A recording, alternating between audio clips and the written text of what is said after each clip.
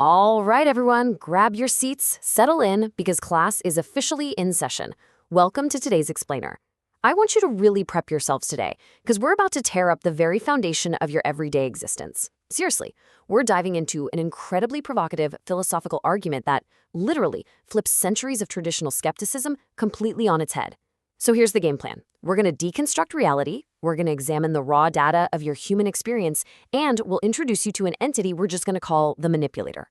By the time we wrap up, you might actually realize that everything you thought was rock solid, yeah, it's an illusion. And those things you thought were blind leaps of faith, they might just be the most logical, objective deductions you can possibly make. Let's get into it. So, let me just start right off the bat with a direct question. Look around the room you're sitting in right now. Look at the screen right in front of you. Actually feel the chair you're sitting on. Listen to the sound of my voice. Can you, and I mean absolutely, definitively, prove that this external physical world you're experiencing actually exists? I know, your immediate instinct is to say, obviously I can, Professor. I'm touching it. I'm looking right at it. But I challenge you to prove that what you're seeing and feeling isn't just a construct. René Descartes actually grappled with this exact problem centuries ago. He realized quite brilliantly that all you directly have are your experiences. You don't possess the world itself, right? You only possess your perception of it. And that brings us to our first major hurdle. You might sit there and say, well, okay, maybe I can't prove it with 100% certainty, but the probability that the world is real is super high. Is it? Mathematically? Philosophically?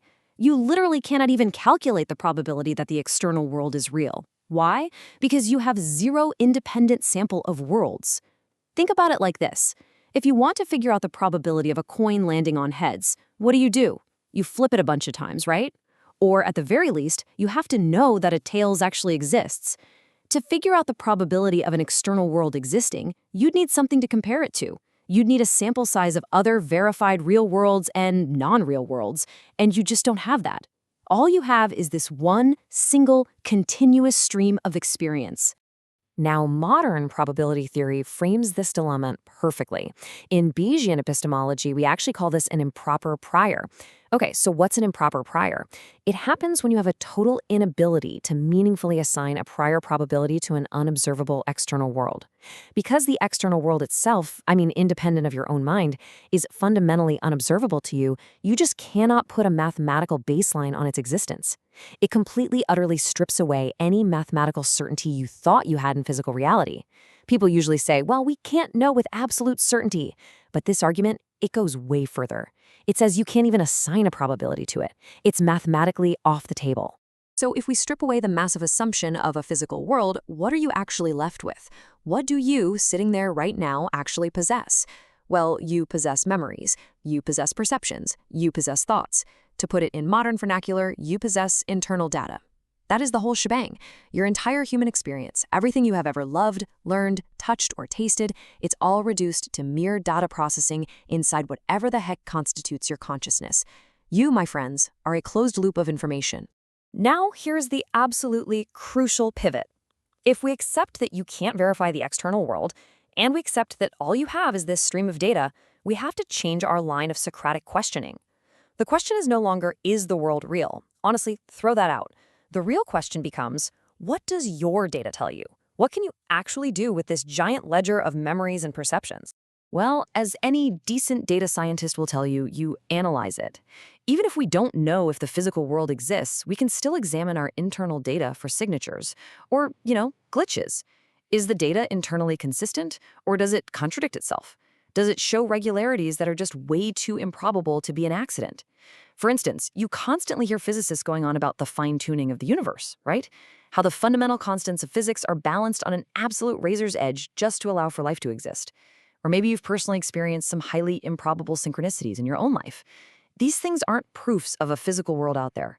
Rather, they're observable properties within your data stream that strongly suggest a highly specific, intentional order. And boom, here is where we hit our first major twist in today's lecture. While you absolutely cannot estimate the probability of the external world existing, you can estimate the probability that your data is manipulated. Let me repeat that, because it is the absolute linchpin of this entire philosophy. We cannot estimate the probability that the external world exists, period. But based on that incredible fine-tuning and those improbable regularities we just talked about, We can assign a probability, whether it's high or low, that our internal data is being curated, ordered, or manipulated by something else. Let's map out how this fits into the grand evolution of philosophy. As students of logic, you really need to see how radical this shift is. Look at the contrast here. Descartes used his hypothetical evil demon to show you could doubt everything but your own thinking, but he still ultimately relied on a good God to guarantee the physical world was out there. Fast forward to Nick Bostrom's famous simulation argument.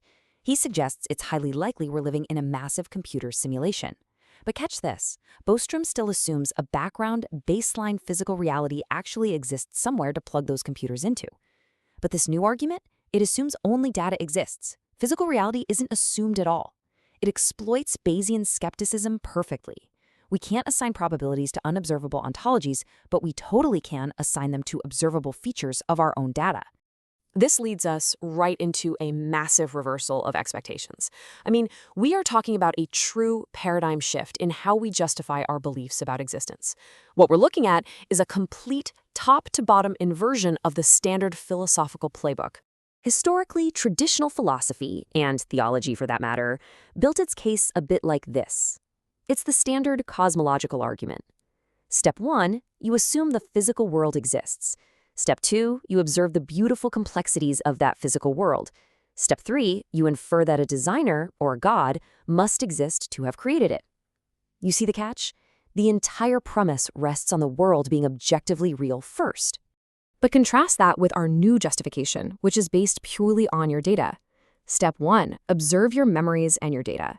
Step 2, identify the improbable order, the fine-tuning, those little manipulation signatures. Step 3, infer that a manipulator exists. Notice what is completely, glaringly missing from this list? The physical universe. We don't even need to know if a physical universe exists to rationally ground our belief in a manipulator. I want to pause here. Let that dramatic implication really sink in for a second. This reverses the usual order of justification entirely. Normally, philosophers take the world exists as the completely obvious first assumption and a creator exists as a secondary, debatable inference. But the math and the logic here dictate something just astounding. The manipulator is actually more basic and far more provable than the physical world itself. Crazy, right? Now, I can already see some of you rolling your eyes thinking, okay, professor, is this just a sneaky backdoor way to prove religion? Well, not necessarily. So, who is the manipulator? It could be God, absolutely, serving as the archetypal creator, but it could also be a simulator running some grand cosmic digital experiment. Or honestly, it could be something else entirely, an entity or force we don't even have the language to properly describe yet. The point is, this isn't strictly a traditional argument for God. Rather, it shows that holding a belief in some kind of archetype of a creator, some manipulator of your data, is the single most objective belief you have, aside from the raw thought process you're experiencing right this very second. And this brilliantly illustrates a concept we'll call epistemic minimalism. Under this framing, having faith or believing in a creator is totally reframed. It is no longer this grand, irrational, metaphysical leap in the dark. It is the epistemic default. It's the most defensible, modest claim you can possibly make. Actually, it is far more rationally grounded to look at the highly ordered data in your mind and assume a manipulator than it is to just baselessly assume some unobservable physical reality exists somewhere outside your head.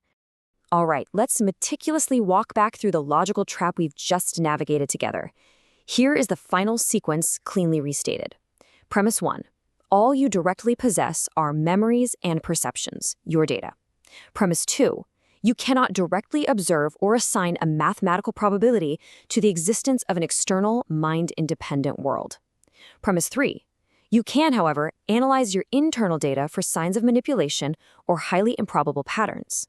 Premise 4. The evidence of manipulation, like the insane fine-tuning of the universe you perceive, gives you a non-zero, perfectly estimable probability of a manipulator. Which brings us to our absolute unwavering conclusion for today's session. Therefore, according to this framework, belief in some manipulator of your data and perceptions is epistemically more grounded than belief in the external world itself. Because God is the archetypal manipulator or creator, this philosophical framework indirectly supports theism vastly more than it supports sheer physical materialism. Think about it. Materialism, in this view, asks you to blindly trust in a physical world you literally cannot prove. But this argument, It just asks you to trust the data you are currently experiencing. Class dismissed. But hey, before you log off and close this explainer, I want you to go back to what we did at the very beginning. Look around your room. Look at the chair. Look at the screen. You can't prove they're real. You can only prove you're experiencing the data of them. So I'm going to leave you with this final, provocative thought to chew on tonight. If your entire reality is just manipulated data, who is holding the strings?